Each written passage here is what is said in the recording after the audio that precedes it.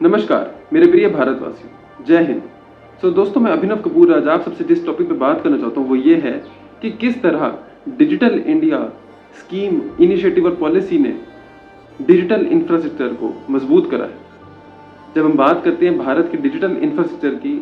तो digital India ने उसके अंदर बहुत बड़ा सहयोग दिया है और इससे हर भारतीय की ज़िंदगी के अंदर बहुत बड़ा चेंज, बहुत बड़ा बदलाव हमें देखने को मिला है। 2014 से पहले हम जब देख रहे थे कि कहीं न कहीं हम जब बैंक्स में जाते थे, हमें एटीएम्स की कहते हैं लाइन्स के अंदर खड़ा होना पड़ता था। हम बैंक जाते थे, कैश विड्रॉल करना है, कैश डिपॉज़िट करना है।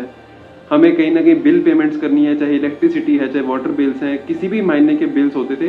तो वो बहुत एक हमारे को प्रॉब्लम फेस करनी पड़ती थी कि कहीं न कहीं हमारे को लाइनों में खड़ा होना पड़ता था। बहुत एक समस्या बनती रहती थी हमेशा। 2014 के बाद से प्रधानमंत्री श्री नरेंद्र मोदी जी के सत्ता में आने के बाद से जब उन्होंने एक इनिशिएटिव लिया कि डिजिटल इंडिया का, कि उन्होंने सोचा कि हम भारत के जो एक डिजिटल इंफ्रास्ट्रक्चर को हम कैसे मजबूत कर सकते हैं, और उसकी वजह से हमारी फिनटेक इंडस्ट्री के अंदर भी बहुत बड़ी ग्रोथ मिली।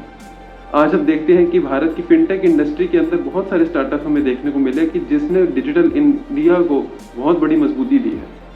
हमने देखा कि हमारे भारत पे, फ़ोन पे, पेटीएम, बहुत अनेकों स्टार्टअप्स हो पाए, जिसकी वजह से डिजिटल इंडिया की एक स्कीम, एक पॉलिसी को बहुत मजबूती मिली है और इससे हर भारतीय को लाभ मिला है। डिजिटल इंडिया ने सिर्फ शहरों को ही मजबूती नहीं दी,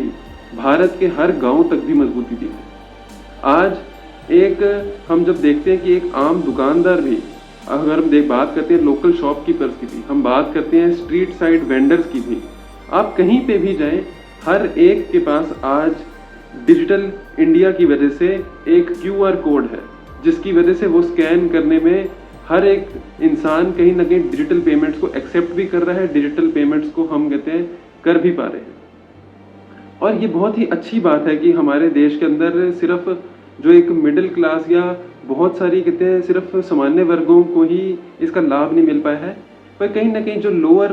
क्लासेस भी हैं हमारे देश के अंदर, चाहे वो रिक्शा वाले हैं, चाहे ऑटो वाले हैं, चाहे वो सब्जी वाले हैं, उनमें भी कहते हमने देखा कि किस प्रकार से डिजिटल इंडिया ने उनको बहुत बड़ा एक हेल्प कर पाए हैं, बहुत बड़ा मददगार साबित हुआ है। और इसका कहते हैं एक्सेप्टेंस तो अमेरिका, रशिया, लंदन और यूरोप, जापान, बहुत सारी डेवलप्ड कंट्रीज ने भी एक्सेप्ट करा कि डिजिटल इंडिया जो भारत का सिस्टम है, यूपीआई का, यूनाइटेड पेमेंट्स इंटरफेस, वो इवन डेवलप्ड कंट्रीज के जो कहते हैं डिजिटल पेमेंट्स इंफ्रास्ट्रक्चर है उससे भी ज़्यादा मजबूत है। इवन हमारी जो कहते हैं गूगल, माइक्रोसॉफ्ट, जो बहुत बड़ी बड़ी टेक कंपनीज हैं, उन्होंने भी ये एक्सेप्ट करी बात कि भारत का डिजिटल इंफ्रास्ट्रक्चर का पेमेंट सिस्टम बहुत ही मजबूत है। और ये बहुत गर्व की बात है हम सभी भारतीयों के लिए आज, कि डिजिटल इंडिया की वजह से आज भारत